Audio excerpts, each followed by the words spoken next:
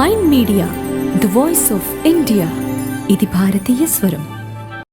Welcome to mind media, the voice of India.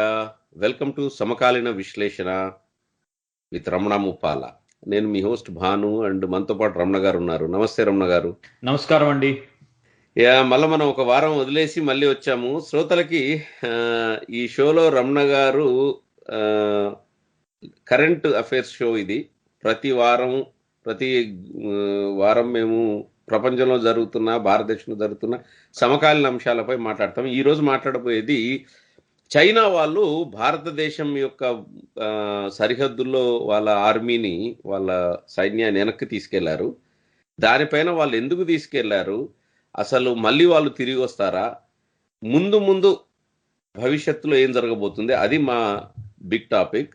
So Ramana గారు, first ఈ news ఏంటంటే all of a sudden ఈ వారంలో 4-5 రోజుల క్రితం మొదలైంది. ఏంటంటే రాజ్నాథ్ సింగ్ గారు పార్లమెంట్లో చెప్పారు ఏంటంటే ఇండియా వాళ్ళు, మన భారతీయులు, చైనీసు ఇద్దరు ట్రూప్స్ వెనక్కి పంపుతారని.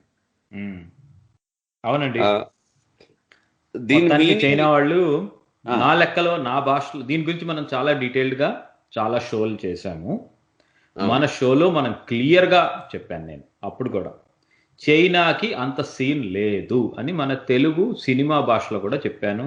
నేను మామూలుగా మీకు అనాలిసిస్ కూడా ఇచ్చాను అన్నమాట. నేను చెప్పినట్టే జరుగుతుంది. చైనా వాళ్ళకి అంత సీన్ లేదు. ఇండియా మీద వాళ్ళు ఊరికే దూకుడు వ్యవహారం తప్పితే వాళ్ళు ఏం చేయలేరు, ఇండియా కనుక రెస్పాన్స్ ఇస్తే అని చెప్పాను మీకు. ఇండియా ఇంకొక షోలో ఇంకోటి కూడా చెప్పాను. వాళ్ళు సలామీ స్లైసింగ్ అంటే ఇవాళ కొంచెం రేపు కొంచెం 4 ఇంచులు చొప్పున ఆక్యుపేషన్ అనేది వాళ్ళ స్ట్రాటజీ కింద పెట్టుకున్నారు, పెద్ద యుద్ధం చేయకుండా అన్నమాట. అలా వాళ్ళు 1959 నుంచి 1962 నుంచి ఆల్మోస్ట్ 2014-2015 వరకు కూడా చేశారు అలాంటి పనులు వాళ్ళు.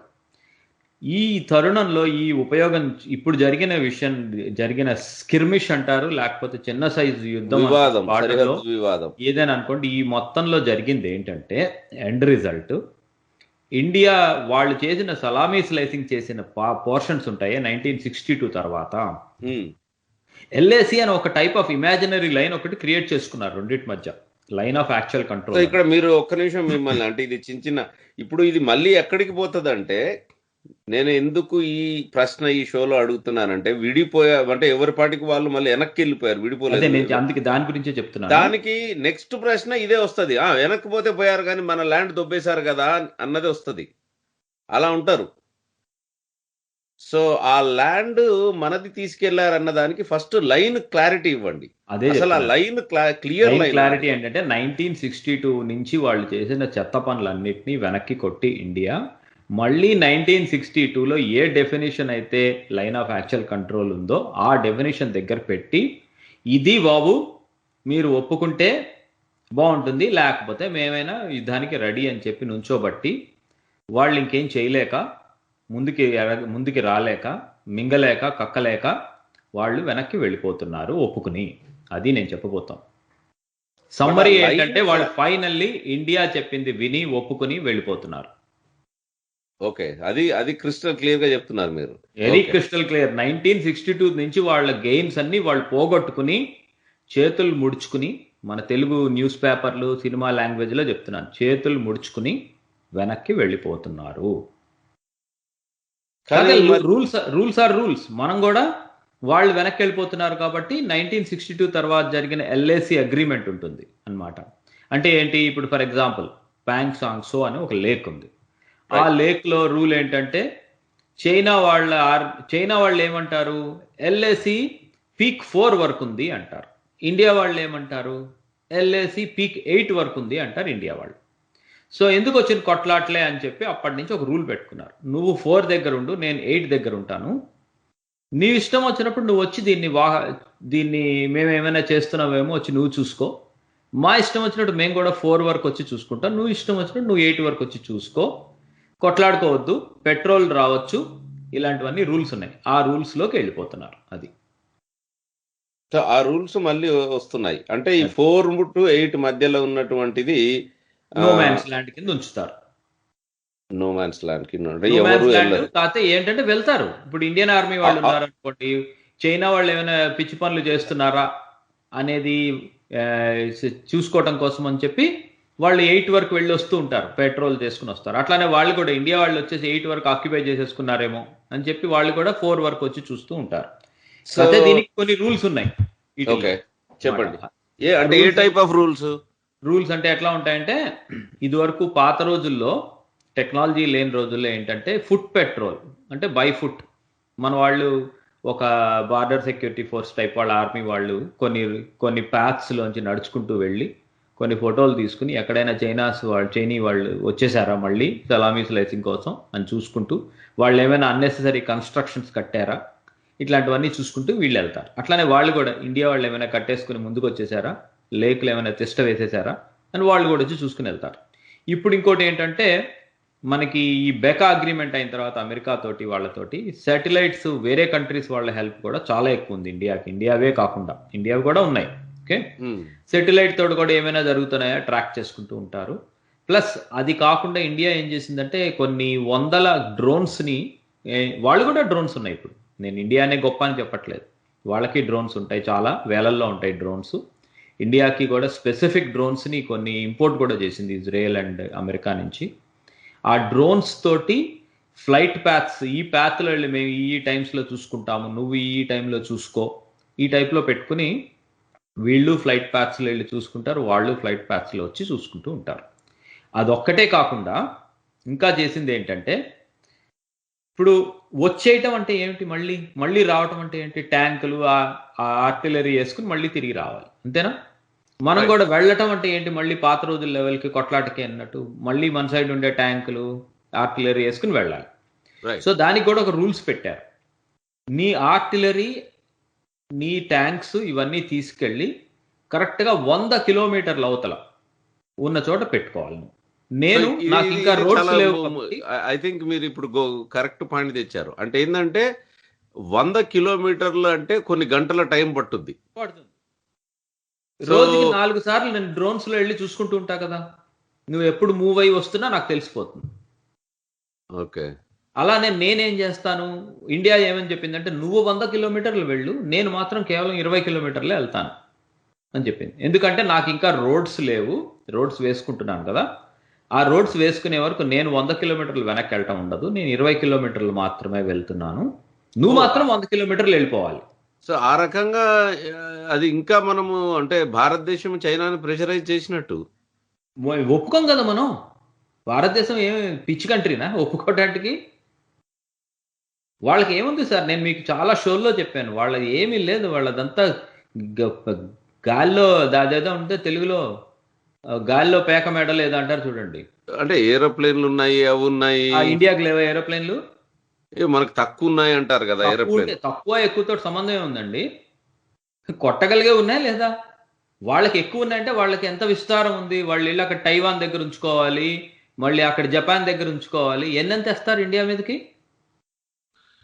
అది అంటే ఈ సోకాల్డ్ ఇది ఏంటంటే, ఇది ఎట్లా ఉందంటే మాట్లాడటం ఎక్కువ ఉన్నాయి తక్కువ ఉన్నాయంటే అదేమైనా అర్థం పర్థం ఉందా? ఆ మాటకి ఎక్కువ ఉన్నాయి తక్కువ ఉన్నాయి, వాడికి ఎనిమిస్ ఎక్కువ, లెంత్ ఆఫ్ ద బార్డర్ ఎక్కువ, పైనుంచి కింద దాకా అందరితోటి కొట్టలాటే వాడికి, చైనా వాడికి.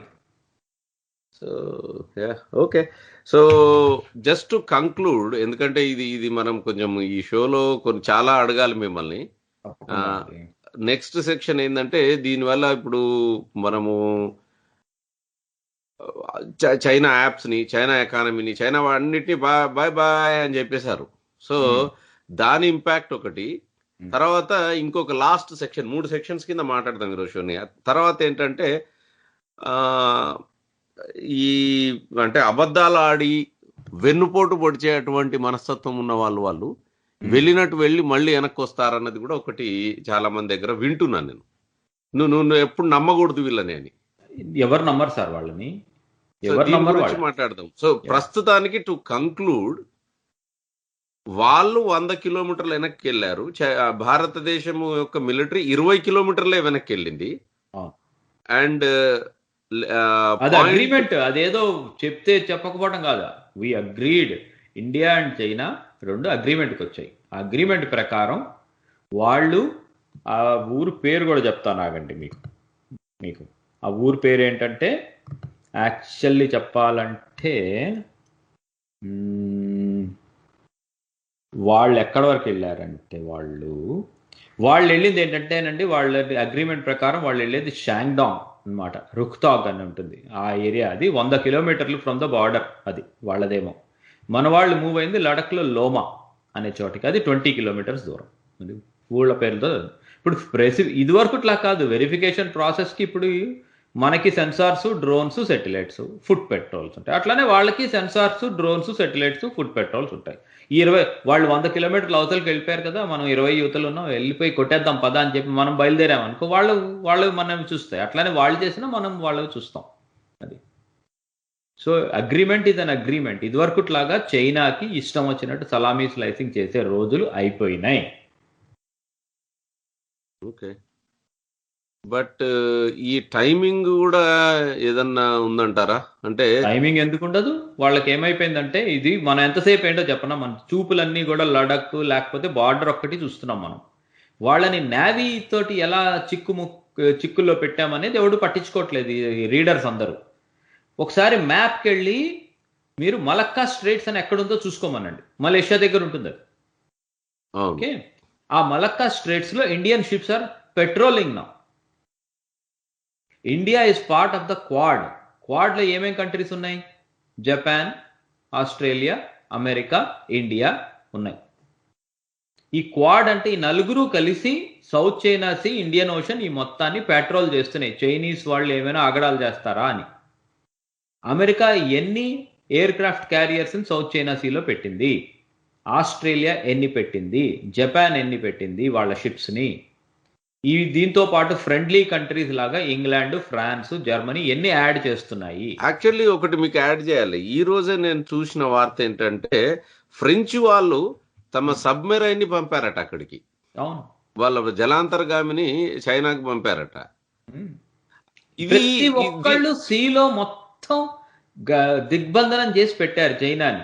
ఏదైనా పిచ్చి పని చేస్తే కనుక చైనాని ఇక్కడ ఒకటి కొడతారు ముందు. ఇప్పుడు చైనా కనుక ఇండియా మీద పొరపాటున లడఖ్లో ఏదో ట్రై చేసింది అనుకుందాం, సమ్ మిస్చీఫ్.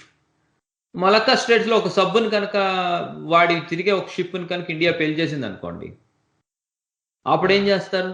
వాళ్ళు ఇక్కడికి వచ్చి కొట్లాడతారు. పెద్ద కొట్లాట అవుతుంది, యుద్ధం, పెద్ద యుద్ధం. అది అయింది అనుకోండి, పెద్ద యుద్ధం అయింది అనుకుందాం, జస్ట్ ఫర్ ఆర్గ్యుమెంట్ సేక్. ఈలోపు ఏం చేస్తుంది? టైవాన్ ఏం చేస్తుంది? అమ్మయ్య మంచి పాయింట్ దొరికిందని చెప్పి ఐఎమ్ డిక్లేరింగ్ ఇండిపెండెన్స్ అంటుంది. ఆ టైవాన్ డిక్లేర్ ఇండిపెండెన్స్ అన్న తర్వాత వేరే యునైటెడ్ నేషన్స్లో ఈ కంట్రీస్ అందరూ ఏం చేస్తారు?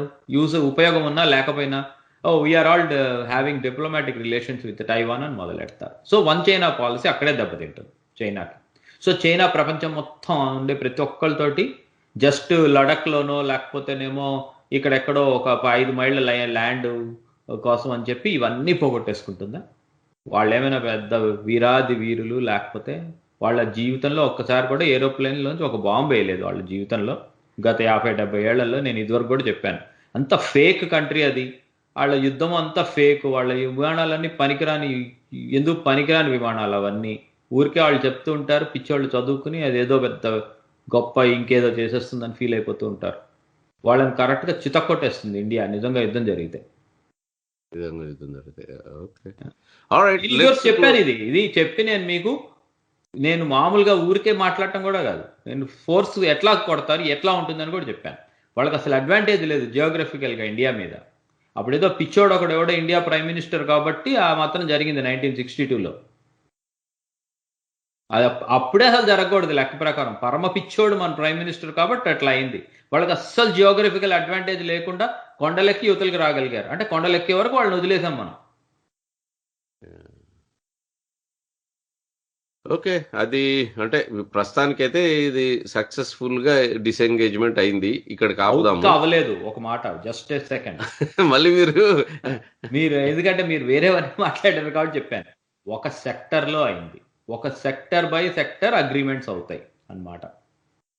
అది ఇంకా డెప్సాంగ్ అవ్వలేదు, ఇంకా లడఖ్లో మిగతా పార్ట్స్ ఆఫ్ ద లడఖ్లో అవ్వలేదు. Only pang song so lake దగ్గర మాత్రమే అయింది ప్రస్తుతం. ఓకే, లేక్ దగ్గర అయింది. అది కూడా ఎందుకు అయిందో ఆలోచించాలి మీరు. వాళ్ళ ఆర్మీలో ఉండే ఆర్టిలరీ వాళ్ళకి 200 ట్యాంకులు, ఇండియా కూడా 200 ట్యాంకులు పెట్టింది అక్కడ. వాళ్ళు ఎంత పెడితే అంతా పెట్టింది ఇండియా ఈక్వల్గా. వీళ్ళవి వాళ్ళవి ఫ్యూ మీటర్స్ డిస్టెన్స్లో ఉన్నాయి. అంటే ఏంటి, పెద్ద పెద్ద బొంబార్డ్ చేయగలిగే ఆర్టిలరీ మొత్తం వాళ్ళవి విను ఇండియావి it's almost like 100 metres 200 metres గ్యాప్లో ఉన్నాయి. అంటే ఏంటంటే ఏ మాత్రం చిన్న మిస్టేక్ జరిగి యాక్సిడెంట్ జరిగినా కూడా కొన్ని వేల మంది చచ్చిపోతారు, మామూలుగా కూడా కాదు. అదే అదే ఆ వేలలో ప్రాణ కూడా నష్టం ఎవరు చాలా ఎక్కువ ఉంటుంది. చస్తారో చెప్తున్నాను మీకు. చైనా వాళ్ళు ఎక్కువ చచ్చిపోతారు, ఎందుకంటే మన వాళ్ళు కొండల మీద ఉన్నారు, వాళ్ళు కొండ కింద ఉన్నారు. See always heights advantages with India, వాళ్ళకి లేదు అది. They don't have any advantage with India అండి. ఎక్కడ కూడా ఒక్క డెప్సాంగ్ ఏరియాలో తప్పితే వాళ్ళకి ఎక్కడ అడ్వాంటేజ్ లేదు. దే కొట్టించేసుకుంటారు ఇప్పుడున్న మోడర్న్ ఆర్మమెంట్స్లో. కొట్టించుకున్నప్పుడు ఏమవుతుందంటే ఎస్కలేట్ అవుతుంది. ఎస్కలేట్ అయితే వాళ్ళు పెద్ద యుద్ధం చేయాల్సి వస్తుంది, మిజైల్స్ అవన్నీ చేయాలి. వాటికి కూడా వాళ్ళ కష్టం. వాళ్ళకున్నది ఒకటే రోడ్డు, ఆ రోడ్డు మీద తోటాలు వేసేస్తే వాళ్ళు ముందుకు కూడా వెళ్ళలేరు. ఆ తర్వాత ఇంకా పెద్ద యుద్ధం చేయాల్సి వస్తుంది. విమానాశ్రయాలు ఇది వరకు మాట్లాడుకున్నాం మనం. వాళ్ళ విమానాశ్రయాలన్నీ సీ లెవెల్కి హైలో ఉంటాయి, హాఫ్ ట్యాంక్ తోటి రన్ చేయాల్సి వస్తుంది. వాళ్ళ విమానాశ్రయాల కంటే మనకి విమానాశ్రయాలు ఎక్కువ ఉన్నాయి కొట్టడానికి. మిజైల్స్ ఉన్నాయి, వేల వేల మిజైల్స్లో కొట్టేస్తాం. వాళ్ళ విమానాశ్రయాలనే కొట్టేశారనుకో వాళ్ళకి రెండే ఉంటాయి ఇండియాతో యుద్ధం చేయాలంటే. ఇండియాకి కొన్ని చాలా ప్లేసుల్లో ఉంటాయి ఇండియాకి. ఇప్పుడు అరుణాచల్ ప్రదేశ్ ఉంది, చుంబా వ్యాలీ చెప్పాను. లెఫ్ట్ సైడ్ రైట్ సైడ్ వ్యాలీలో ఉండేది ఇండియా, మధ్యలోకి వచ్చి కొట్టించుకోవడం అవుతుంది వాళ్ళకి. వాళ్ళకి సో ఒక ఏరియాలో advantage లేదు. డిసెంగేజ్ అయితే అయిపోయింది. ఆల్రైట్, నెక్స్ట్ పార్ట్ ఏంటంటే దీనివల్ల లెటెస్ట్ టేక్ ఎ బ్రేక్. మనం ఒక చిన్న బ్రేక్ తీసుకొని ఇప్పుడు ఇంతకుముందు జరిగినటువంటి 30 చైనీస్ యాప్స్ ని వెనక్కి పంపించటము, తర్వాత చైనా వాటిని బ్యాన్ చేయడం, ఇదేమన్నా రివర్స్ ఉంటుందా? భారత ఆర్థిక పరిస్థితిపై, చైనా భారత ద్వైపాక్షిక వాణిజ్య సంబంధాలపై ఎట్లాంటి ప్రభావం ఉండబోతుందో నేను నెక్స్ట్ సెక్షన్ లో అడుగుతాను. సో రమణ గారు, సెకండ్ పార్ట్ ఈ డిసెంగేజ్మెంట్ ఆర్ సైన్యాన్ని ఎవరి స్థానాల వాళ్ళకి పంపించటము, సరిహద్దు వివాదం ముగిసింది అనుకున్నప్పుడు చైనా యొక్క యాప్స్ అన్ని భారతదేశంలో టిక్ టాక్, ముఖ్యంగా టిక్ టాక్, దీని గురించి మాట్లాడాలి. అంటే అదే వీటన్నిటి మీద బ్యాన్ జరిగింది. మొన్న ఎప్పుడో వింటే టిక్ టాక్ లో ఉన్న చివరి లాస్ట్ 10 మందో 100 మంది ఎంప్లాయీస్ కూడా వాళ్ళ తాళం పెట్టి దుకాణం మూసారని విన్నాం. ఇప్పుడు ఈ టోటల్ ఈ వ్యవహారంలో సరే మేము వెనక్కి పోతాం, మేము 100 కిలోమీటర్లు పోతాం, మీరు 20 పోండి అన్నప్పుడు దానికి ఏమన్నా ఓకే మేము వెళ్తాము, కానీ మీరు వీటన్నిటినీ మళ్ళీ మాకు ఇచ్చేయాలి, మీతో మాకు బిజినెస్ పెట్టుకోవాలని చైనా వాళ్ళు దీంట్లో లేదు. ఆ బిజినెస్ రిలేటెడ్ అవి అగ్రిమెంట్లో లేదు. అగ్రిమెంట్లో వల్ల ఒకటి మిస్ అవుతున్నారు జనాభా చదివే వాళ్ళందరూ. ఈ అగ్రిమెంట్ చైనా వాళ్ళు అడుక్కుంటే చేసిన అగ్రిమెంట్ ఇది. నేను పచ్చి భాషలో చెప్తున్నాను మీకు. అది పెద్ద కంట్రీ, ఓడిపోయామని డైరెక్ట్ గా చెప్పుకోలేరు కాబట్టి అహం అడ్డు వస్తుంది. కాబట్టి అలా చెప్పకుండా సర్లే ఒక మాట పెడదాం, డిజెంగేజ్ చేసుకుందాం, కొట్లాట ఎందుకు అని చెప్పి అని వెనక్కి వెళ్తున్నది. ఇది ఐ వాంట్ టు రిపీట్, మనది అనాలిసిస్ గ్రూప్, మనమేమి పొలిటికల్లీ కరెక్ట్గా చెప్పాల్సిన అవసరం లేదు మన షోలో. చైనా వాళ్ళు యాజ్ గుడ్ యాజ్ మేము ఓడిపోయాం మహాప్రభో అని చెప్తే సరే అని చెప్పి బిచ్చం వేసింది ఇది.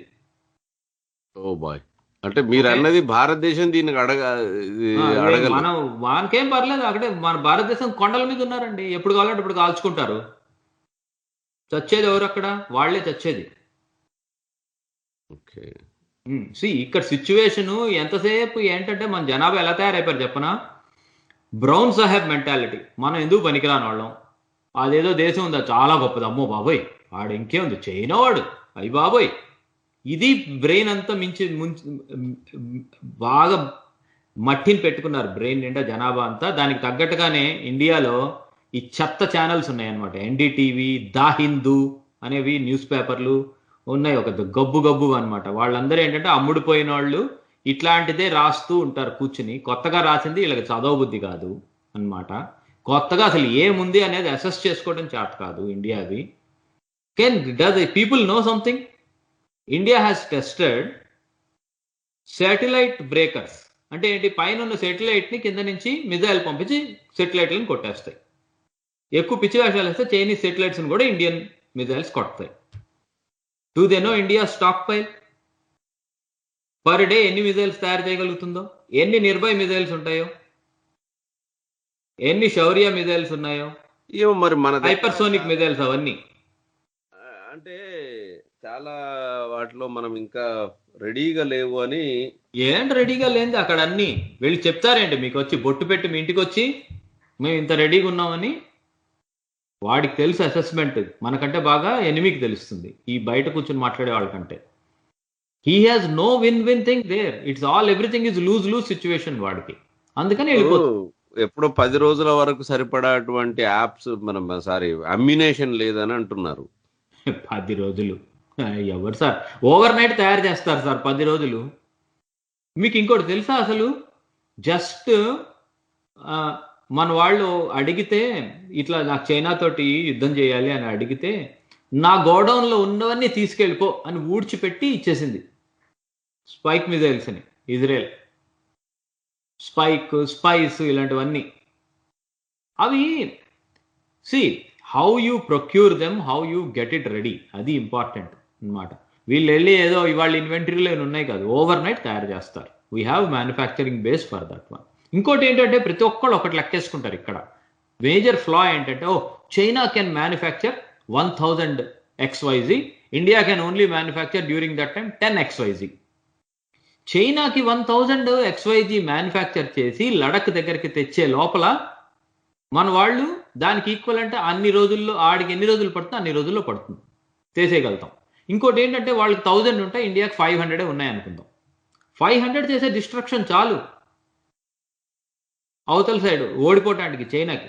యూ హ్యావ్ టు లుక్ ఇక్కడ వార్ స్ట్రాటజీ చూసుకోవాలి. చైనా ఏమిటి, చైనా కంట్రీ ఏమిటి? అది ఉన్నదంతా ఈస్ట్లో ఉంటుంది, వెస్ట్లో అంతా ఫ్లాట్ ల్యాండ్స్. వాళ్ళు ఇండియాతో యుద్ధం చేయడం అంటే ఎక్కడ చేయాలి? వెస్ట్కి వచ్చి చేయాలి. అంటే వెస్ట్లో వాళ్ళకి ఆర్మీ కూడా ఉండదు, ప్రతిదీ ఈస్ట్ నుంచి వెస్ట్కి తెచ్చుకోవాలి. ప్రతిదీ ఇన్వెంటరీ అంతా వెస్ట్లో కన్స్ట్రక్ట్ చేసుకోవాలి వాళ్ళు. సో వెస్ట్లో కనుక అంత ఎక్కువ చేసుకున్నారనుకో, వాళ్ళకి ఈస్ట్లో ఏమి ఫ్రెండ్లీ కంట్రీస్ లేవు వాళ్ళ చుట్టూరా. అక్కడ కూడా వాళ్ళందరితో కొట్లాటే, జపాన్, టైవాన్ అన్నిటితో కొట్లాటే వాళ్ళకి. వాళ్ళ ఈస్ట్ చైనా సీలో వాళ్ళ యొక్క సిచ్యువేషన్ చూడండి, ఎన్ని కంట్రీలు వాళ్ళకి అగేన్స్ట్గా స్టాకప్ చేసి ఉంచారు. సో మొత్తం ఇండియా మీద ఈ మంచు కొండల్లో ఈ కొండ ఆ కొండ అని కొట్లాడుకోవటానికి 5 రూపాయలు తిరిగి రాని వాటి మీద వాళ్ళ జీవితం మొత్తం ధారపోసి ఇండియాతో యుద్ధం చేసి ఇండియాతో చితక్కొట్టించుకుని, ఇండియాని చితక్కొట్టినా సరే వాళ్ళు కూడా చితక్కొట్టించుకుని ఎందుకు పనికిరాని వాళ్ళ కింద అయిపోవడం అనేది వాళ్ళ స్ట్రాటజీలో ఉంటుందా? అసలు జనాభా కొంచెం కూడా వెనక్కి ఆలోచించుకోకపోతే ఎట్లా? సో ఇది మొత్తము ఐఎమ్ రిపీటింగ్ అగైన్, వాళ్ళు చేసిన పనికి వాళ్ళు చేసి ఏదో చేసేద్దాం అనుకుని మొదలెట్టారు. ఇండియా ఇచ్చిన రెస్పాన్స్కి వాళ్ళకి జరిగిన నెంబర్ ఆఫ్ డెత్స్ వాళ్ళు చెప్పుకొని కూడా చెప్పుకోవట్లేదు, శవాలు కూడా కౌంట్ చేయట్లేదు. వాళ్ళు 200 మంది చచ్చిపోయారు వాళ్ళు మొత్తం. వాళ్ళకి అసలు ఆ క్లైమేట్ ఈ పాయింట్ దగ్గర నేను తర్వాత సెక్షన్ లో, మన లాస్ట్ సెక్షన్ లో మాట్లాడతాను. ఇది హోల్డ్ ఆన్ టు దట్, ఎంతమంది చనిపోయారు అన్నది. ఎందుకంటే దీని మీద నేను మిమ్మల్ని ఒక పెద్ద ప్రశ్న ఇస్తా. కాదు, వాళ్ళంతా ఓడిపోయి వాళ్ళు అసెస్ చేసుకున్నారు, this is not a win win thing, this is a lose lose thing with a new India. ఇంకోటి కూడా ఉంది, విత్ ఎ న్యూ ఇండియా. అది కూడా వాళ్ళు అసెస్ చేసుకున్నారు. అసెస్ చేసుకుని this is not worth it అనుకున్నారు. కాకపోతే ఏంటంటే దే వాంటెడ్ ఇది దాన్ని ఏమంటారంటే ఈగో హర్ట్ అవ్వకుండా ఎగ్జిట్ అన్నమాట. సో ఈగో హర్ట్ అవ్వకుండా అంటే ఏంటంటే okay, let's go back to 1962 levels, let's have a proper agreements, how to monitor these things, how to check each other. నువ్వు నన్ను మోసం చేయకుండా నేను నిన్ను మోసం చేయకుండా ఉండాలంటే ఏం చేసుకోవాలి? ఓకే, మనం డ్రోన్స్ వాడుకుందాం.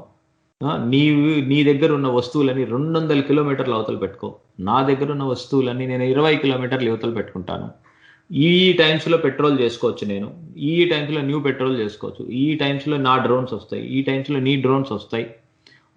నా సెటిలైట్స్ తోటి నేను చూసుకుని నేను అప్పుడప్పుడు ఏ సెటిలైట్ లో చూసి పిక్చర్స్ ని నేను క్వశ్చన్ చేస్తాను, ఎందుకు అంటే మన సో గోయింగ్ బ్యాక్ టు మన దీంట్లో ఎకనామిక్ వాణిజ్యంగా అయితే ఏం లేదు అసలు. మనం ఇంత మటుకు ఒప్పుకోలేదు. నేను అదే మళ్ళీ చెప్పాను, this is a call what China wanted and we agreed. అంతేకాని వాళ్ళు ఏదో నేను ఇది దిగుతున్నానని నీతో ఒప్పుకున్నా కదా, నువ్వు నాకు అంటే ఇప్పుడు అంటే అదేం లేదు అక్కడ. ఈ ఆంక్షలు అన్నవి అట్లాగే కంటిన్యూ అవుతాయి. వేరే రీజన్స్ వల్ల తీస్తే తీయచ్చు ఫ్యూచర్ లో. మనకి ఏంటంటే చైనా తోటి పర్మనెంట్ గా ఏదో యుద్ధం చేయాలనే కోరిక ఇండియాకి ఏం లేదు. ఇంకా వాడు ఏమైనా if he makes more nicer moves then we can do something for them. అది కానీ ఇప్పుడైతే మనకు అసలు అది అంత టేబుల్ మీద కూడా లేదు ఇప్పుడు ప్రస్తుతం. అంటే ఇదంతా మీరు చెప్పేది ఎట్లా ఉంటదంటే మీరు కండిషనల్ గా చెప్తున్నారు. సో ఇప్పుడు అర్జెంట్ గా అయితే ఏం చెయ్యము, ఏం రేపు పొద్దున మళ్ళీ దాని గురించి సపరేట్ డిస్కషన్ జరిగేస్తే మేము చేసిన తప్పు. ఇప్పుడు వాణిజ్యం అంటే ఇచ్చిపుచ్చుకోవటం. వాడు మనదేం పుచ్చుకుంటాడో చూసి అప్పుడు ఇస్తాం మనం. ఓకే. సో ఇప్పుడు ఇదే వాళ్ళతో మనకేం దౌత్య వ్యవహారాలన్నీ తీసేసేయలేదు కదా. వాళ్ళ అంబాసిడర్స్, వాళ్ళ ఎంబసీ, మన ఎంబసీస్, మన కాన్సులేట్స్, వాళ్ళ కాన్సులేట్స్ అన్ని రన్నింగే. రైట్. వాళ్ళు చేసిన ఒక మిస్అడ్వెంచర్ అది వాళ్ళని తిప్పికొట్టింది ఇండియా. వాళ్ళ కిందకి మేము మా భాషలో మేము డౌన్ హిల్ స్కీయింగ్ అంటాం దీన్ని. China is doing down hill skiing. భయపడి పారిపోతోంది. వాళ్ళని మర్యాదగా పారిపోనిస్తున్నారు ఇండియా వాళ్ళు. అంతా పారిపోవడం అంతా అయిపోయిన తర్వాత, అన్ని సెట్ అయిపోయిన తర్వాత, సరే ఎట్లాగా అయిపోయింది అది అయిపోయింది, మళ్ళీ ఇవంతా వాణిజ్యం మొదలెట్టాలంటే ఏం చేయాలి అని అడగచ్చు. There may be conditions. First condition ఏంటంటే ఆర్సీఈపీ అని ఒకసారి మనం మాట్లాడుకున్నాం, గుర్తుందో లేదు? అవును. అదా ఆర్సీఈపీలో మనం రామని చెప్పేశాం అన్నమాట. దాంట్లో రష్యా, చైనా, రష్యా కాదు అది అన్నమాట. మర్చిపోయాను నేను కూడా. ఆర్సీఈపీలో రష్యా ఉందండి. అవును. సో రష్యా, చైనా, ఆస్ట్రేలియా ఇవన్నీ ఉన్నాయండి అందులో. రష్యా, చైనా అంటే ఐ మీన్ ఈ మూడు పెద్దవి ఆసియన్ కంట్రీస్ ఉంటాయి. ఏషియన్ కంట్రీస్ పెద్దవి. సో మనం అంటే ఇది ఎట్లా ఉంటదంటే క్వాడ్ వచ్చేసేసి అమెరికా. క్వాడ్ ఏమో మిలిటరీదండి, ఆర్సీఈపీ ఏమో ఎకనామిక్ జోన్. అది రెండింటిని కంబైన్ చేయకూడదు మనం. Quad is for military thing.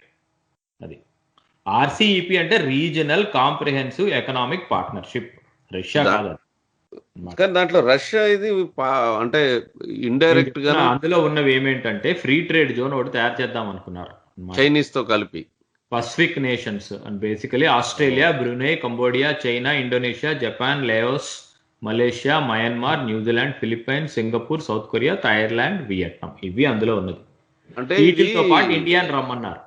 ఇది ఒక విషయం చెప్పాలి ఇక్కడ శ్రోతలకి. ఇప్పుడు ఇట్లాంటివన్నీ పేపర్లలో చదువుకొని లేకపోతే దాని వెబ్సైట్కి వెళ్ళి చదువుకుంటే you might think what ever ఇదేదో జరుగుతుందని. అందులో పెద్ద దేశం ఏందన్నది ఇంపార్టెంట్.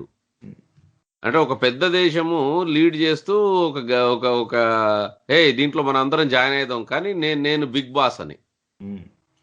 చైనా కదా దాన్ని లీడ్ చేసింది. China is desperate to have it. ఎందుకంటే ఈ రీజనల్ కోఆపరేషన్ ఉంటే కనుక టారిఫ్స్ లేకుండా ఉండే ఒక రీజనల్ కోఆపరేషన్ ఇది. ఇందులో ఫ్రీ ట్రేడ్ జరిగితే కనుక it can sell lot of things అన్నమాట. అది. సో ఇండియా ఏమందంటే, ఇండియా ఫస్ట్లో ఇండియాతో నెగోషియేషన్స్ జరిగాయి. ఇండియా ఏమందంటే ఏదైనా సరే ట్రేడ్ బ్యాలెన్స్ కనుక ఇంత పర్సెంట్ కంటే ఎక్కువ ఉంటే మేము టారిఫ్స్ ఆటోమేటిక్గా వేసేస్తాము అంది. X% లో దగ్గర గొడవ అయింది. గొడవ అంటే డిసగ్రిమెంట్. గొడవ అనేది తెలుగులో అంటాం కానీ డిసగ్రిమెంట్స్ అంటే కుదరలేదు, ఒప్పందం కుదరలేదు. ఆ ఒప్పందంలో ఇండియా ఏమంటుందంటే 40 కోట్ల కంటే దాటితే చాలంటుంది. లేదు 400 కోట్లు పెట్టాలి గ్యాప్ అంటుంది చైనా. అట్లాంటివి అనమాట అవి. సో ఇండియా ఫైనల్లీ జాయిన్ అవ్వలేదు అందులో. ఇండియా జాయిన్ అవ్వకపోతే అది యాజ్ గుడ్ యాజ్ వేస్ట్ అది అనమాట. ఇండియా జాయిన్ అయితేనే దానికి వాల్యూ వస్తుంది ఆ రీజనల్ కాంప్రహెన్సివ్ ఎకనామిక్ పార్ట్నర్షిప్కి. సో అలాంటి వాటిలో జాయిన్ అవ్వమని చెప్పింది. ఫస్ట్ ఆఫ్ ఆల్ ఇప్పుడు ఏమవుతుంది, next China will be desperately lobbying for India to join. So చివరికి ఏదో ఒక చోట ఇండియా ఏది చెప్తే అది ఒప్పుకోవచ్చు. ఇండియా ఏది చెప్తే అదంటే ఇది 40 కోట్లు అంటే 40 కోట్లు, 20 కోట్లు అంటే 20 కోట్లు ఒప్పుకోవచ్చు చైనా డెస్పరేషన్ తోటి. ఒప్పుకుని ఇండియా జాయిన్ అయింది అనుకో అందులో సపోజ్, ఆ రోజున ఇంకా ఈ బ్యాన్స్ అవన్నీ తీయాల్సి వస్తుంది. అప్పుడు అది కోఆపరేషన్లో జాయిన్ అయిన తర్వాత నీది ఇవి రానివ్వను, నీది ఈ యాప్ బ్యాన్ చేస్తాను, ఆ యాప్ బ్యాన్ చేస్తాను అంటే కుదరదు అప్పుడు అనమాట. అది. సో అదేదో అట్లాంటివేవో ఒప్పందాలు ఆర్సీఈపీ కాకపోతే ఇంకోటి ఏదో అలాంటి ట్రేడ్ అగ్రిమెంట్స్ మల్టీలేటరల్వి అయితే అయ్యే అవకాశాలు ఉంటే అప్పుడు మళ్ళీ ఇవన్నీ పోవచ్చు. ఆ లెవెల్కి వెళ్ళటానికి ఇంకా చాలా టైం ఉంది. ఫస్ట్ ఆఫ్ ఆల్ ఇప్పుడు ఒక్క సెక్టర్ అయితే మనం ఇంత మాట్లాడాం అనమాట. ఇంకా చాలా సెక్టర్స్లో ఇంకా అగ్రిమెంట్ అవ్వలేదు. డెప్సాంగ్ అవ్వాలి, హాట్ స్ప్రింగ్స్ అవ్వాలి, అరుణాచల్ ప్రదేశ్లో అవ్వాలి. సో ఇవన్నీ క్లారిటీ ఎట్లా వస్తుంది అంటే మొత్తము ఈ సరిహద్దు వివాదాలన్నీ క్లీన్ గా ఇరు దేశాల మధ్య అయినప్పుడు మళ్ళీ China okay boss, are you good, we are good, అందరం అంత మంచిదే కదా, ఇప్పుడు మళ్ళీ బిజినెస్ చేసుకుందాము అనేదాకా బిజినెస్ మాట ఇప్పుడు రాదంటారు. ఇప్పుడు రాదు. ఇప్పుడు ఏంటంటే ఇది ఒక ట్రెండ్ జరిగింది, ఇందులో చాలా క్లియర్ క్రిస్టల్ ట్రెండ్ జరిగింది. బిజినెస్ అదేదో పాత తెలుగు సామెత ఉంది, తమ్ముడే పేకాటే టైప్ కుదరదు. నువ్వు కనుక బిజినెస్ చేయాలంటే నీ మీద ట్రస్ట్ ఉండాలి.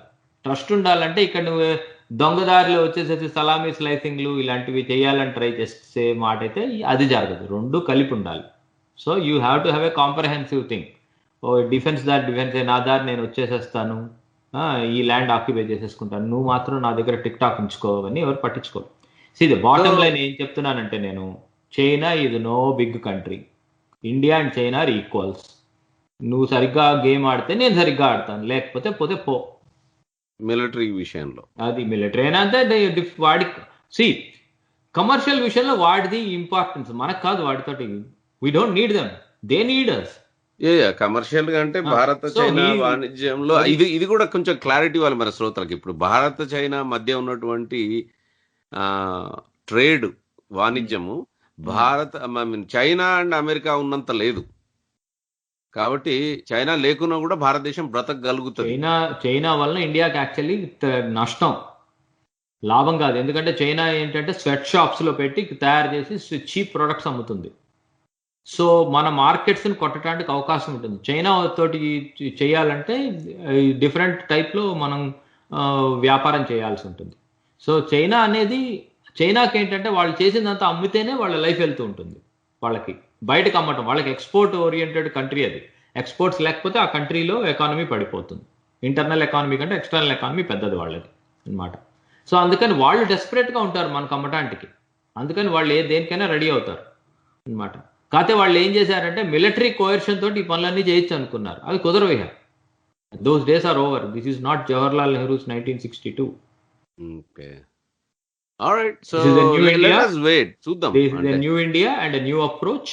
అసలు శ్రోతలుకి నేను ఒకటి చెప్తున్నాను ఈ విషయంలో, మన శ్రోతలని కాదు ఎవరికైనా సరే ఇది వినే వాళ్ళకి, చైనా ఇండియా కంటే పవర్ఫుల్ అని ఎవరైతే అనుకున్నారో వాళ్ళందరూ they are living in fool's paradise. I make single statement.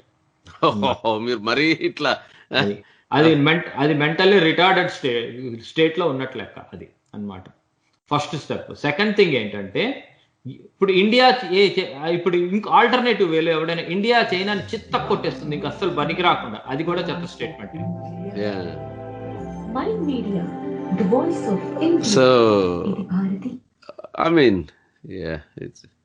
రెండు రకాలు ఉండవు, రెండు సముజ్జువ దేశాలు. అట్లా ఆలోచించుకోవటం మొదలెట్టాలి. Both are equals. కొన్ని చోట్ల కొన్ని గ్యాప్స్ ఉంటాయి. వాళ్ళకి నెంబర్ ఆఫ్ ప్లేన్స్ ఎక్కువ ఉండొచ్చు, మనకి జియోగ్రఫికల్ అడ్వాంటేజ్ ఉండొచ్చు. సీలో వాళ్ళ చుట్టూరా వేరే ఎనిమీస్ ఎక్కువ ఉండటం వల్ల మనకు అడ్వాంటేజ్ ఉండొచ్చు.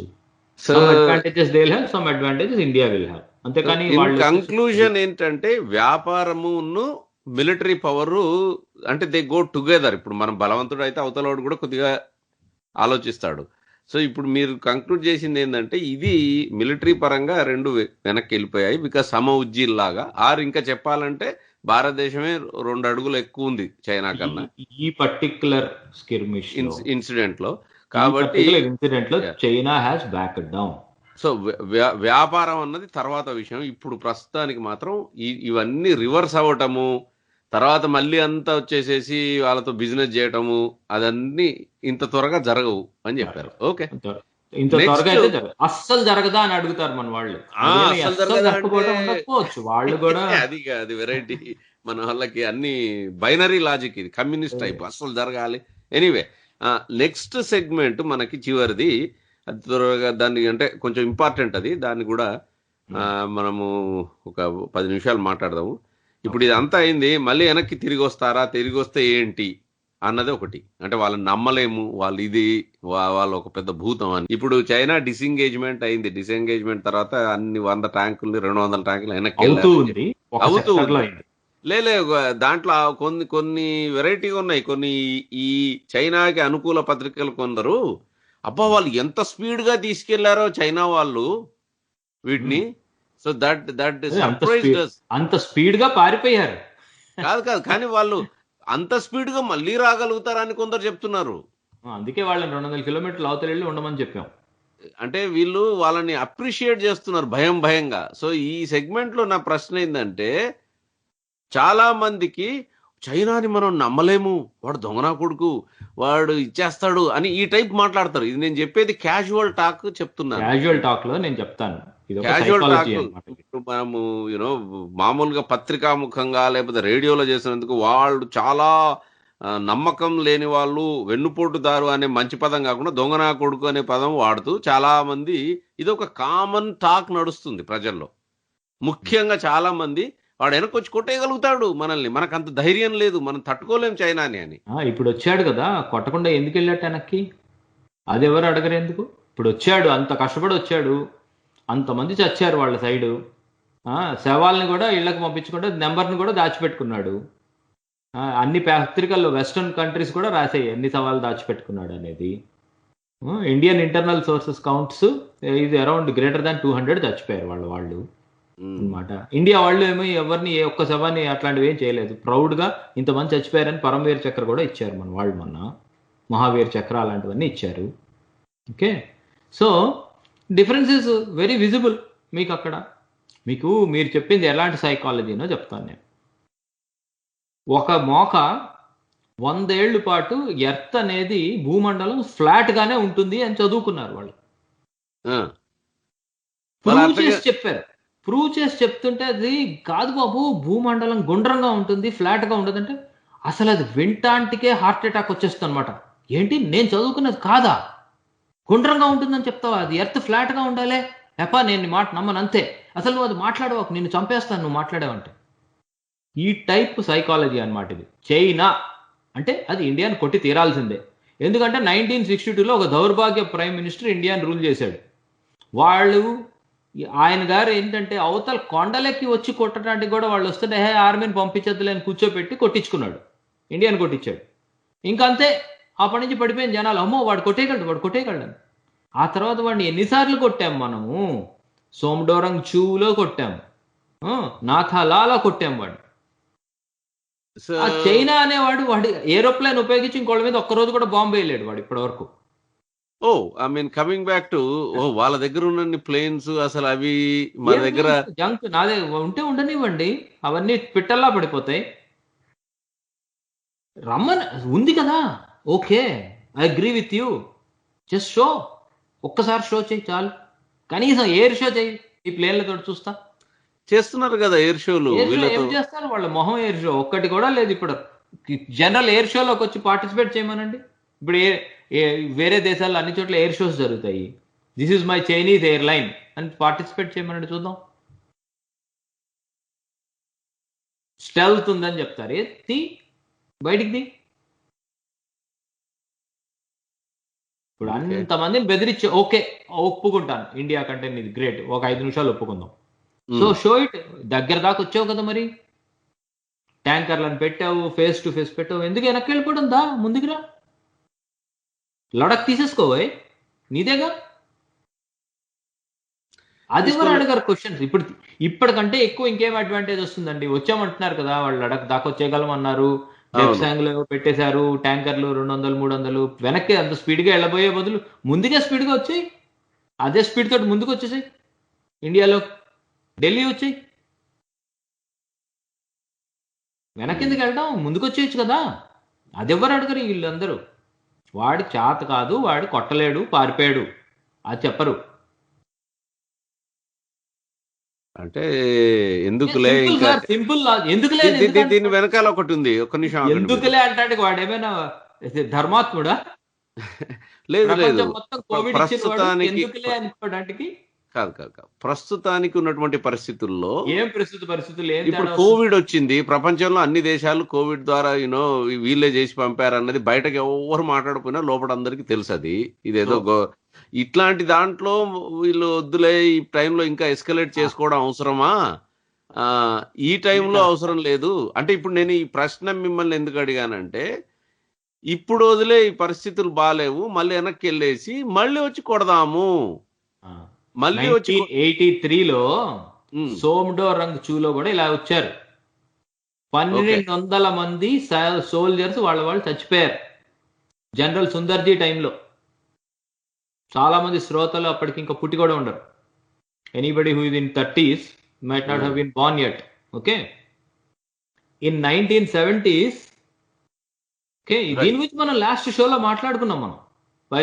ఈ సోమ్డోరంగ్ చూ ఇన్సిడెంట్ గురించి మాట్లాడుకున్నాము. దాంట్లో చిత కొట్టారనే చెప్పారు. కానీ ఇన్నిసార్లు చిత కొట్టించుకున్న వాళ్ళకి ఉన్నట్టు మీడియాలో అది అసలు మీడియా అనేది ఎంత ఏదో సోల్డ్ అవుట్ మీడియానో మీకు చెప్పక్కర్లేదు అది అన్నమాట. ఏ మీడియా సార్, మీడియా అయినా కూడా ఏ మీడియా చదువుతున్నారు వీళ్ళంతా? ద హిందూ, ఎన్డీటీవీ, సగం మంది చైనా పేరోల్స్ లో ఉంటారు వాళ్ళు.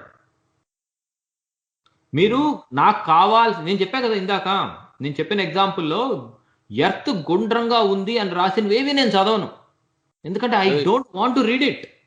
మీరు అన్నది ఏంటంటే అసలు దీంట్లో ఏ మాత్రము అంటే నిజం లేదు. ఆరు వచ్చినా కూడా భారతదేశం హ్యాపీగా తలబడుతుంది వాళ్ళతోని. వాళ్ళు వెనక్కి వచ్చి వచ్చేసి కొడుతున్నారని భయపడాల్సినంత ఇది లేదంటారు. నేను ఒకటి మళ్ళీ కాషన్ చేస్తున్నాను. భారతదేశం వాళ్ళని కొడుతుంది అంటే అర్థం వాళ్ళు ఎందుకు పనికిరాని వాళ్ళని కాదు.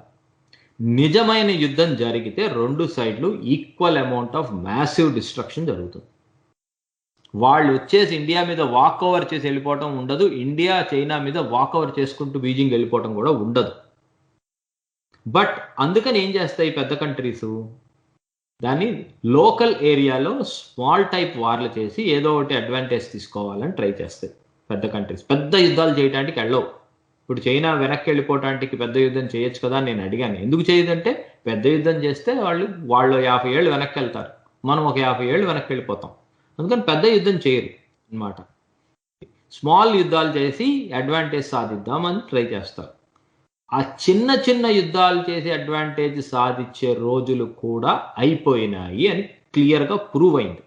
ఎందుకంటే వాళ్ళకి ఇదివరకు లాగా ఈ సలామీ స్లైసింగ్ అంటారు. అంటే ఏంటి, ఒక 10 అడుగులు ముందుకు వచ్చేసి అక్కడే టెస్ట్ వేసి ఉండిపోవటం, ఇంకొంచెం 10 అడుగులు ముందుకు వచ్చి అక్కడే టెస్ట్ వేసి ఉండిపోవటం, అది కూడా అయిపోయింది. ఇప్పుడున్న టెక్నాలజీకి, ఇప్పుడున్న సర్వేలెన్స్ మెకానిజమ్స్కి ఇండియాకి కూడా రోడ్లు బాగానే కావాల్సిన, వాళ్ళు వేసినంత ఎక్కువ రోడ్లు వేయకపోవచ్చు కానీ ఇండియా కూడా కావాల్సినన్ని రోడ్లు వేసేసుకుంది బార్డర్లో. ఇది వరకు 4 రోజులు పట్టేవి ఇప్పుడు 40 గంటలు పడుతున్నాయి వెళ్ళటానికి. అక్కడ లడక్ ఆ రీజియన్స్లో ఇంకా వేస్తూనే ఉన్నది రోడ్స్ అన్నమాట స్పీడ్గా. సో ఆ రోజులు అయిపోయినాయి. ఓ చిన్న యుద్ధం చేసేసి ఇంకో 10 అడుగులు ముందుకు రావటం అట్లాంటివి ఇంకా వాళ్ళు చేయలేరు. అలా ట్రై చేశారు లాస్ట్ అండ్ ఫైనల్గా, విఫలమయ్యారు వాళ్ళు. ఇంక ఇది కుదరదు వాళ్ళకి. ఇది లెసన్ లెర్న్డ్ ఫర్ చైనా. వాళ్ళకి ఇంక ఈ మోడల్ కుదరదు, ఇండియా తోటి ఎక్కడా కుదరదు ఈ model. So let us conclude this. So వాళ్ళు, మీరు అన్నది ఏంటంటే వాళ్ళు రాలేరు అని అంటున్నారు, విచ్ ఈస్ ఫైన్. బట్ ఒకవేళ వస్తే మళ్ళీ ఐ థింక్ ఆత్మహత్య చేసుకోవాలనుకునే కోరుకున్న వాడిని ఖచ్చితంగా నేను ఆత్మహత్య చేసుకుంటాను అన్నాడు అనుకోండి, వాడిని నేనేం ఆపలేను కదా. నేను అడిగింది అది కాదు. వాళ్ళ ఎండ్రిన్ బాటిల్ తీసి పక్కన పెడతాను, రేపు ఉరితాడు వేసుకుంటాడు. ఉరితాడు తీసి పక్కన పెడతాను, రేపు ఆ గాజద్దంతో గొంతు కోసుకుంటాడు. అట్లాంటి వాడిని మనం ఏం చేయలేం. Okay, so I mean in terms of వస్తే మళ్ళీ చిత్త కొడతారు. అది నా ప్రశ్న. అంటే వస్తే భారతదేశం దగ్గర మళ్ళీ వాళ్ళని స్టాండ్ ఆఫ్ చేసే అంత క్యాపబిలిటీ ఉంది, అది చాలా ఉంది, మామూలుగా కాదు. లుక్ అట్ ఇది. నేనేదో భారతదేశం నుంచి నేను వచ్చి ఇక్కడ ఉన్నవాడిని కాబట్టి నేను భారతదేశం వైపు మాట్లాడుతున్నట్టుగా అనుకోవద్దు. Just look the procurement, manufacturing ఏం చేసింది లాస్ట్ 2 yearsలో. ఏ టైప్ ఆఫ్ ప్రొక్యూర్మెంట్స్ చేసింది? స్పెసిఫిక్ ప్రొక్యూర్మెంట్స్ చేసింది ఇండియా. ఆర్టిలరీ అవనివ్వండి, మిజైల్స్ అవనివ్వండి, షార్ట్ రేంజ్ మిజైల్స్ అవనివ్వండి, రఫేల్స్ అవనివ్వండి. రఫేల్కి ఈక్వలెంట్ ప్లేన్ వాళ్ళ దగ్గర లేదు బై ద వే. ఓకే, ఉందంటున్నారు కదా. అది ఇంకా వాళ్ళ డిజైన్ లో ఉంది వాళ్ళది. వాళ్ళు చెప్తున్నారు అది ఉంది అని. దానికి ఈక్వలెంట్ ప్లేన్ ఇది ఇంత మటుకు రాని, బయటికి రమ్మనండి. 4 వస్తాయేమో చూస్తాను, ఒకసారి ఒక రాళ్ళేసి చూసుకుంటాం. ఇప్పటివరకు దాన్ని బయటికి తీయలేదాడు. ఉంది అని చెప్తూ ఉంటాడు, ఫ్లై చేసి చూపించలేదు వాడు. అదే వీడియో రికార్డింగ్ వదులుతూ ఉంటాడు, ఇదిగో ఉంది అని చెప్పి. Come to the border and show. Air base లో పెట్టి చూపిమనండి. మా వాళ్ళు తెచ్చే లోపల ఇంకోటి మన వాళ్ళు తీసుకొస్తారు. ఆమ్కార్ రెడీ అవుతుంది అప్పటికి. ఎల్సీఏ సైన్ చేసాం మొన్న. నెంబర్స్ లేదన్నారు కదా, నెంబర్స్ కోసం ఎల్సీఏ సైన్ చేశారు మన వాళ్ళు. డబ్బులు ఇచ్చేసారు హెచ్ఏఎల్కి కన్స్ట్రక్ట్ చేయమని. Okay, so you have to see one more thing. Recently aero India అని ఒక ఇది జరిగింది, Indian defence, air force related defence అనమాట. ఎన్ని ఇండియన్ కంపెనీలు ఉన్నాయి తెలుసా ఇప్పుడు? ఒకప్పుడుకి ఒక ఫ్యూ ఇయర్స్ 6-7 ఇయర్స్ బ్యాక్ వెళ్తే మన ఎంఎస్ఎంఈ అంటారు ఇండియాలో, స్మాల్ స్కేల్ డిఫెన్స్లో అవి చాలా హ్యాండ్ఫుల్ ఉండేవి, 5,000 ఉండేవి. ఇప్పుడు ఎన్ని కంపెనీలు ఉన్నాయి తెలుసా మన రిప్రజెంటేషన్లో? 25,000 కంటే ఎక్కువ కంపెనీలు ఉన్నాయి ఇప్పుడు ఇండియాస్ లోకల్ డిఫెన్స్ మ్యానుఫ్యాక్చరింగ్లో, స్మాల్ స్కేల్ సెక్టర్స్లోనే. అంటే వాళ్ళు స్పేర్ పార్ట్స్ ఇవన్నీ తయారు చేసి ఇచ్చేవాళ్ళు. I mean look back your back yards, you will get it. Instead of stop reading Hindu, ఆడు ఎన్రామ్ ఎప్పుడో ముసలాడు పిచ్చి పిచ్చి అని రాస్తుంటాడు, చైనా కమ్ముడిపోయినాడు వాడిది, లేకపోతే ఆ చెత్త NDTV, bank corrupt brains, bank corrupt money wise bank corrupt, brains కూడా బ్యాంక్ కరప్ట్. దానిలో ఆడు ఏరి ఎవరైతే యూజ్లెస్ ఫెలోసో వాళ్ళని తీసుకొచ్చి చెప్తూ ఉంటారు. కొంచెం యూస్ఫుల్ పీపుల్ చాలా మంది ఉన్నారు బయట, వాళ్ళందరూ వింటే తెలుస్తుంది. సరే, I'm not saying take sides, read the reality. Okay, so alright, let's conclude it. So in future రావటం అవకాశాలు తక్కువ, వచ్చినా కూడా మళ్ళీ ఇదే రకంగా వాళ్ళకి భారీ ఎత్తు ప్రతిఘటన ఉంటది భారతదేశం. నేను ఇంకొక ప్రెడిక్షన్ చెప్తున్నాను మీకు వెళ్ళబోయే ముందు. షీ ఉన్నాడే వాళ్ళ leader, most powerful fellow. Just watch out in next 6 to 8 months he will be weakened massively. ఎందుకంటే this will be seen as his loss. వాళ్ళ ఇంటర్నల్ కమ్యూనిస్ట్ పార్టీలో ఇండియా తోటి ఓడిపోయినట్టుగా లెక్కేస్తారు షీని. Just watch out in the next 10 months he will be more weakened. ఇంకా weak అయిపోతాడు ఆయన. ఇది క్లియర్ కట్ లాస్ సార్. పరిగెత్తుకుంటూ పారిపోయారు వాళ్ళు, వచ్చారు పరిగెత్తుకుంటూ వెళ్ళారు, వచ్చారు. అంటే ఒకటి నేను ఒకటి ఐ అగ్రీ, ఐ థింక్ మన శ్రోతలు కూడా అగ్రీ చేస్తారని అనుకుంటున్నాను. దాంట్లో అది ఇది బ్లాక్ అండ్ వైట్, కొన్ని చాలా గ్రే షేడ్ ఉంటాయి, but this is a black and white. Basically మీరు అన్నది ఒకటి కరెక్ట్. అది ఇఫ్ దే డోంట్ వాంట్, అంటే వాళ్ళకి అంత ధైర్యము అంత పవర్ ఉంటే, వెనక్కి వెళ్ళాల్సిన అవసరం ఉంటే వెనక్కి వెళ్ళమని చెప్తారు. As simple as that. వెనక్కి వెళ్ళారంటే దాని మీనింగ్ ఏంటి? That means naturally they have issues internal. They have made assessments. In their assessment they see a huge loss. అది వాళ్ళకి లాసెస్ అన్నవి ఉన్నాయి. ఒక్క రోడ్డు 2 ఎయిర్పోర్ట్లు అండి వెస్టర్న్ థియేటర్ లో వాళ్ళకు ఉన్నది. ఒక్క రోడ్డు 2 ఎయిర్పోర్ట్లు. ఆ 2 ఎయిర్పోర్ట్ల నుంచి ఆ ఒక్క రోడ్డుకి ఆ 2 నేను మళ్ళీ సింప్లిఫై చేసి చెప్తున్నా వెళ్ళబోయే ముందు. ఒక్క రోడ్డు 2 ఎయిర్పోర్ట్లు, అది మొత్తం వాళ్ళది వెస్టర్న్ థియేటర్ అది అన్నమాట. దానికి వాళ్ళు ఈస్ట్ నుంచి తీసుకురావాలి. ఆ రోడ్డుని, ఆ 2 ఎయిర్పోర్ట్ని ఇండియా కొట్టేస్తే వాళ్ళ ఒక ప్రావిన్సే కట్ అయిపోతుంది వాళ్ళకి రెస్ట్ ఆఫ్ ద కంట్రీతో. రెస్ట్ ఆఫ్ ద దాంతో నేచురల్లీ అది, అంటే ఒకవైపు ఎక్స్ట్రా కావాలంటే ఇంకో దగ్గర నుంచి మూవ్ చేయాలి. ఎందుకంటే వాళ్ళ కంట్రీ ఇస్ నాట్ ఎంటైర్ కంట్రీలో అంతా కలిపి ఉండరు వాళ్ళ జనాభా. 80% కాదు, ఇంకా 85% of the population, 85% of the economy is only on the eastern side of China. India ఉన్నది వెస్టర్న్ సైడ్ వాళ్ళకి థియేటర్లో. So okay, alright, so let us hope. అంటే మనకి ఇంకా ముందు ఇట్లాంటి ఏమి జరగకుండా కాస్త ఆల్రెడీ కోవిడ్ నుంచి బయటపడ్డ రోజులు అందరూ మేబీ ఇంకొక స్ట్రెంగ్త్ ఆల్వేస్ రెస్పెక్ట్స్ స్ట్రెంగ్త్.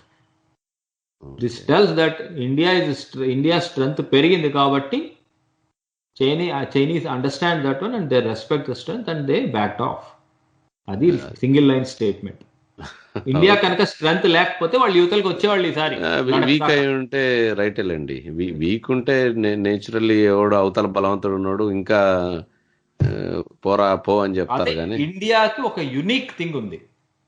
ఇండియాకి ఫస్ట్ ప్రైమ్ మినిస్టర్ లాంటి ప్రైమ్ మినిస్టర్ కానీ లీడర్ కానీ ప్రపంచంలో గత 2000 ఏళ్ళు ముందు 2000 ఏళ్లలో కూడా అలాంటి మహానుభావుడు పుట్టాడు అన్నమాట. కోకోవా ఐలాండ్స్ నీవే ఉంచేసుకో, తీసుకోపో అని చెప్పి బర్మాకి ఇచ్చేసేవాడు.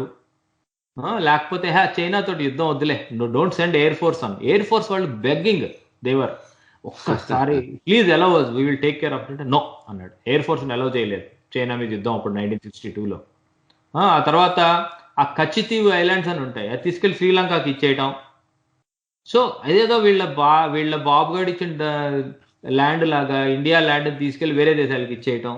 ఇలా ప్రపంచంలో మీకు ఏ దేశంలోనూ అంతటి దౌర్భాగ్యపు లీడర్షిప్ దొరకమన్నా దొరకదు. వాళ్ళు చేసిన మిస్టేక్స్ నుంచి జనాల్లో ఒక సైకలాజికల్ బ్యారియర్ పడిపోయింది.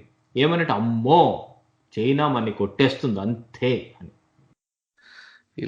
జరిగిన ఆ సైకలాజికల్ డిజార్డర్ ని మన జనాభా ఇప్పటికీ బ్రెయిన్ లోంచి తీటాటికి లేకుండా దాన్ని పాలు పోసి పెంచుతున్న వాళ్ళు ఎవరంటే ఈ ద హిందూ, ఎన్డీటీవీ లాంటి త్రాష్టపు జర్నలిజం ఒకటి ఉంది. ఈ త్రాష్టులు దాన్ని ఇంకా అలానే బతికుంచారు ఆ సైకలాజికల్ డిజార్డర్ ని. అంతే తప్పితే ఈ సైకలాజికల్ డిజార్డర్ లోంచి బయటికి వచ్చి దేశం ఎలా ఉంది అని చూసుకుంటే వాళ్ళు సరిగ్గానే దీన్ని అసెస్ చేయగలుగుతారు. Okay, alright, yeah that's all అండి. శ్రోతలకి ఇది ఎవ్రీ వీక్ మేము చేసే షో. సో మీరు మా వెబ్సైట్లో పాత పాడ్కాస్ట్లు ఉంటాయి. మేము ఈ మధ్య దీన్ని ఫేస్బుక్లో యాజ్ వెల్ యాజ్ యూట్యూబ్లో కూడా యాజ్ ఏ ఆడియో కింద పెడుతున్నాము. If you have any questions or anything, facebook.com/mindmedia కి మీరు అక్కడ పోస్ట్ చేయొచ్చు. రమణ గారు ధన్యవాదాలు. మనము వచ్చే వారం మరికొన్ని they will be a lot more coming up. ఇప్పుడు ప్రపంచంలో ఈ కోవిడ్ వ్యాక్సిన్స్ పైన భారతదేశం స్పందించిన తీరు, ఇట్లాంటి టాపిక్స్ ఉన్నాయి. అవన్నీ మళ్ళా వచ్చే ఎపిసోడ్ లో మాట్లాడదాం. లాస్ట్ లో అది కూడా చెప్తున్నాను మీకు.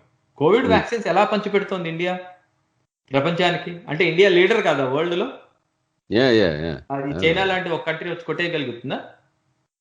జస్ట్ థింక్ అండి, you have to think new. అది నేను చెప్పేది ప్రజలకి, శ్రోతలకి. Alright, no agree. ధన్యవాదాలండి. Mind Media, the voice of India. Mind Media, the voice of India. Mind media, the voice of India. ఇది భారతీయ స్వరం.